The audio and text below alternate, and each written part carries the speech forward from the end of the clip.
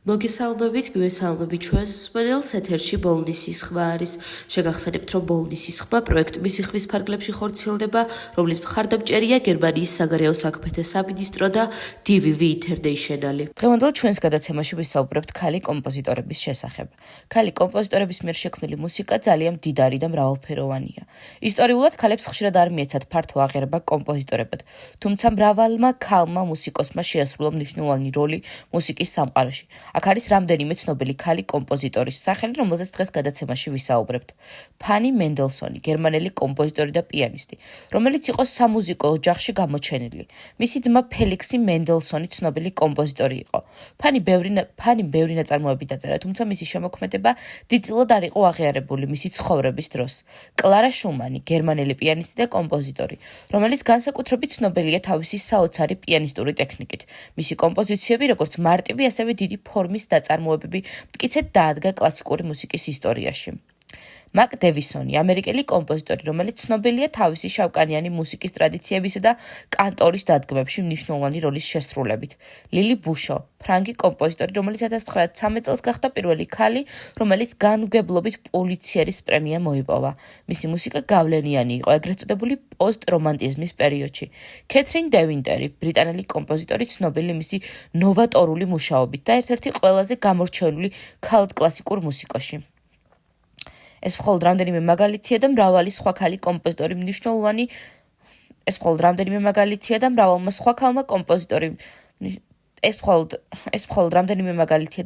მრავალმა სხვა ქალმა კომპოზიტორი მნიშვნელოვანი როლი შეასრულა მუსიკის განვითარებაში. ძალიან დიდი მადლობა იმისთვის, რომ იყავით ჩემი დღევანდელი გადაცემის მსმენელი. მე დღეისთვის გემშვიდობებით, ხოლო გიტოვებთ ჩვენს მეგობრებს თეთრი კარვიდან, მოусვიდეთ, იხალისეთ და ბედნიერ კვირას გისურვებთ.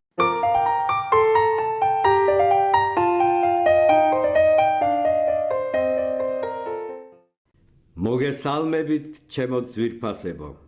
ეთერშია თეთრი კარავი და მე ვარ ბატონი დიმიტრი. დღეს ქალების უფლებებზე გვექნება საუბარი. ძალიან ბევრი ხმოვანი წერილი მივიღეთ, სადაც ქალები თავიანთ პრობლემებზე გახსნილად და გულწრფელად საუბრობენ. უკვე ბევრ ადამიანს მოუგვარდა თეთრი კარავის საშუალებით პრობლემები და კიდევ ბევრს დავეხმარებით. გქონდეთ ჩვენი იმედი და ნუ შეგეშინდება თქვენს გასაჭირზე ხმამაღლა ლაპარაკი. აბა, დავიწყოთ. მოგესალმებით. ისმის ჩემი ხმა. დიახ, გისმენთ. თქვენ პირდაპირ ეთერში ხართ. მივესალმები თეთრ კარავს. მე ვარ მაია, ქალთა უფლებების დამცველი ორგანიზაციის ერთ-ერთი წარმომადგენელი. ალბათ გახსოვართ. ისე მოხდა, რომ პირველი გადაცემა შემთხვევით მოვისმინე და მას მერე თქვენი აქტიური მსმენელი ვარ.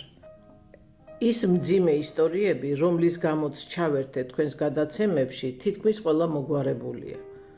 ან მოგვარების პროცესია, მაგრამ ახლა მინდა უთხრა ჩვენს შესანიშნავ ქალბატონებს, რომ ქალთა უფლებების დარღვევა არ ნიშნავს მარტო იმას, რომ ვიღაცა ფიზიკურად ძალადობს თქვენზე. თუ ვინმე იმაზე მეტ შრომას გაიძულებთ, ვიდრე ამის ძალა შეგწევთ, ესეც ძალადობა და არავის არ აქვს იმის უფლება, რომ ადამიანი მონად აქციოს.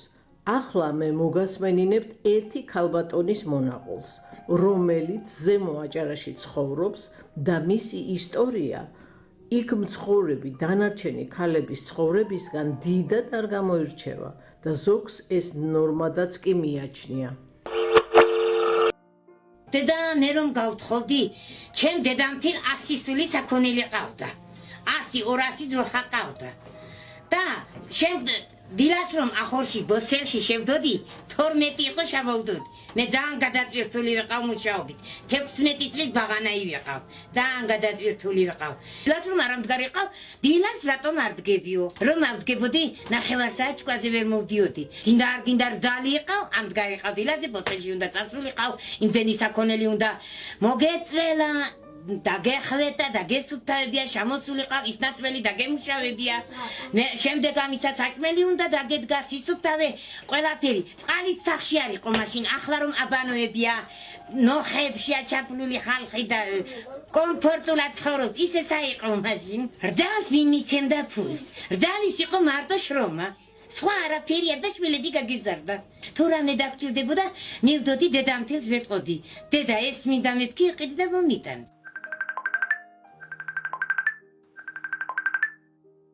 მოგესალმებით, ძვირფასო მეგობრებო. მე ვარ ნინო, 52 წლის და ვმუშაობ ერთ-ერთ ძალიან ცნობილ მარკეტში, რომელსაც დიდი ქსელი აქვს ჩვენს დედაქალაქში. სახელწოდებას არ ვასახელებ, რადგან ის პრობლემა, რისთვისაც ეს ხმოვანი წერილი ჩავწერე, მარტო აქ არ არის და ყველგან ერთი და იგივე ხდება. არსაიდან არ მაქვს შემოსავალი, მიუხედავად იმისა, რომ პროფესიით ქიმიკოსი ვარ, დიდი ხნის წინ მოვყევი შემცირებაში. წინასწარ ვიცოდი, რომ ხელფასი 500 ლარი მექნებოდა და დღე-გამოშვებით 12 საათი უნდა მემუშავა, მაგრამ აღმოჩნდა, რომ ერთი ადამიანი თურმე იმ 12 საათში 4 ადამიანის საქმეს აკეთებს. და დასვენების დღე, დასვენებისთვის კი არა, წინა დღის სტრესისგან მოხსნისთვის და ძალების აღსადგენად ვჭირდება. ეს შეიძლება ნორმა იყოს? არ ვიცი, ვის ეხება ეს ყველაფერი. იქნებ თქვენ მაინც რაიმე მოიმოქმედოთ, ქალბატონო მაია. ქალბატონო ნინო, დატოვეთ თქვენი კოორდინატები თეთრკარავში. თქვენ პირველი არ ხართ, ვინც ასეთი უკმაყოფილო ამგვარი ექსპლუატაციით აუცილებლად გამოვარკვეთ რა ხდება მანდ და აუცილებლად დაგეხმარებით. დიდი მადლობა. თეთრი კარავით დროებით გემშვიდობებათ. მომავალ შეხვედრამდე.